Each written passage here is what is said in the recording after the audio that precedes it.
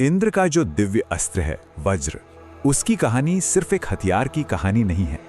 ये तो त्याग, पाप और कर्तव्य की एक इतनी कॉम्प्लेक्स कहानी है ना कि ये शक्ति के नैतिक मूल्य पर ही सवाल उठा देती है। तो चलिए आज समझते हैं इस परम अस्त्र के डार्क ओरिजिन को। वज्र की जो ताकत है ना वो ड्यूअल है, मतलब दोहरी है।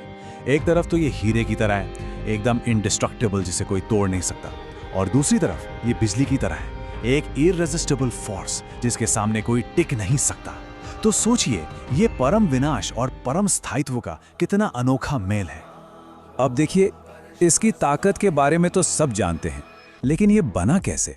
इसकी जो जड़ है वो एक बहुत ही गहरे नैतिक विरोधाभास, एक मॉरल पैराडॉक्स में छुपी हुई है।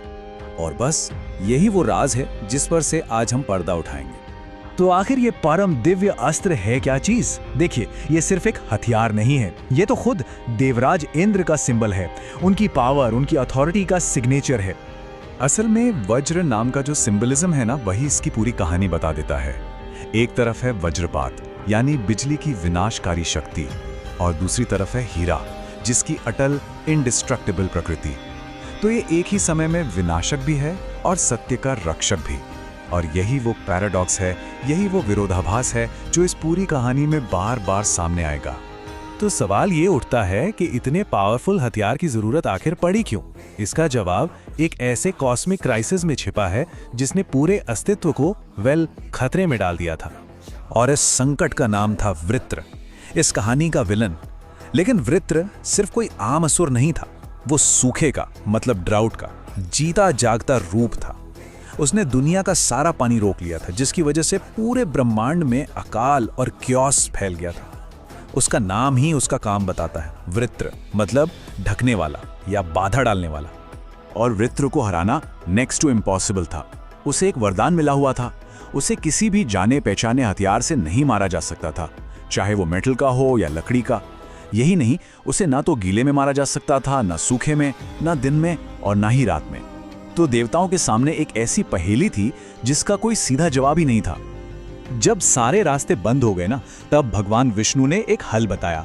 उन्होंने कहा कि वृत्र के इन वरदानों को तोड़ने के लिए एक ऐसा हथियार चाहिए जो किसी दुनियावी चीज से बना ही ना हो, और ऐसा हथियार सिर्फ एक महान ऋषि के आध्यात्मिक ऊर्जा से भरी हुई हड्डियों से ही बन सकता था। और बस यहीं से इस कहानी का सबसे इमोशनल चैप्टर शुरू होता है, एक ऐसे निस्वार्थ काम का चैप्टर जिसने वज्र को उसका मटेरियल दिया। तब सारे देवता पहुंचे महर्षि दधीची के पास। दधीची अपनी कठोर तपस्या के लिए इतने जाने जाते थे कि कहते हैं उनकी हड्डियां भी वज्र जैसी एकदम कठोर हो गई थी। उनकी जो आध्यात्मिक शक्ति थी उसने उनके फिजिकल शरीर को ही एक डिवाइन मटेरियल में बदल दिया था। तो जब देवताओं ने उनसे उनकी अस्थियों का दान मांगा तो जानते हैं क्या हुआ? दधीची बिना एक पल सोचे मान गए। उन्होंने लोक कल्याण के लिए, मतलब दुनिया की भलाई के लिए अपनी जान देने का फैसला कर लिया। उनका मानना था कि उनके शरीर का इससे बेहतर कोई इस्तेमाल हो ही नहीं सकता। और सुनिए, ये कोई आम मौत नहीं थी। महर्षि दधीची ने योग की शक्ति से खुद अपने प्राण त्यागे ताकि देवताओं पर ऋषि की हत्या का पाप न लगे। मतलब उन्होंने अपना शरीर एक गिफ्ट के तौर पे दिया। इसके बाद दिव्य शिल्पकार विश्वकर्मा ने उनकी रीढ़ की हड्डी से उस महान अस्त्र वज्रायुध को बनाया। अब कहानी अपने क्लाइमेक्स पर पहुंचती है, जहां जीत की असली नैतिक कीमत सामने आती है। वज्र हाथ में लेकर इंद्र ने आखिरकार वृत्र को हरा दिया। नदियां आजाद हो गईं और ब्रह्मांड में ऑर्डर फिर से कायम हो गया। फाइनली देवताओं की जीत हुई। लेकिन कहानी यहां खत्म नहीं हुई। जैसे ही जीत का जश्न शुरू होने वाला था, एक भयानक सच सामने आया। इस जीत पर एक ऐसा दाग लगा था, एक ऐसा पाप जुड़ा था जिसे मिटाना नामुमकिन था। और यहीं कहानी में एक जबरदस्त ट्विस्ट आता है। वृत्र, जो ऋषि त्वष्टा का बेटा था, वो जन्म से एक ब्राह्मण था और उसे मारकर इंद्र ने ब्रह्म हत्या का पाप कर दिया था, जो कि सबसे बड़ा आध्यात्मिक अपराध माना जाता है। और ये पाप सिर्फ कोई एहसास नहीं था, इस पाप ने एक भयानक औरत का रूप लिया और इंद्र के पीछे पड़ गया। सोचिए, स्वर्ग का राजा, ब्रह्मांड का रक्षक अपने ही किए हुए काम के डर से भाग रहा था, गिल्ट से बिल्कुल पैरालाइज हो गया था। और बस यहीं पर हमें इस कहानी का कोर कॉन्फ्लिक्ट, मतलब असली संघर्ष दिखता है। एक तरफ हैं दधीची और उनका निस्वार्थ धर्म, एक ऐसा बलिदान जिसने उन्हें मोक्ष दिलाया। तो दूसरी तरफ है इंद्र और उनका जरूरी अधर्म, एक ऐसा पाप जिसने दुनिया को तो बचा लिया पर इंद्र को पछतावा करने पर मजबूर कर दिया। मतलब वज्र बना तो सबसे पवित्र काम से, लेकिन उसका इस्तेमाल हुआ सबसे बड़े पाप को करने में। तो सवाल यह है कि इतने कॉम्प्लेक्स और कॉन्ट्राडिक्टरी ओरिजिन वाले हथियार की लेगेसी क्या है। चलिए अब देखते हैं कि इस कहानी ने वक्त के साथ वज्र के मतलब को कैसे बदला है। वज्र का जो मतलब है वो समय के साथ काफी इवॉल्व हुआ है।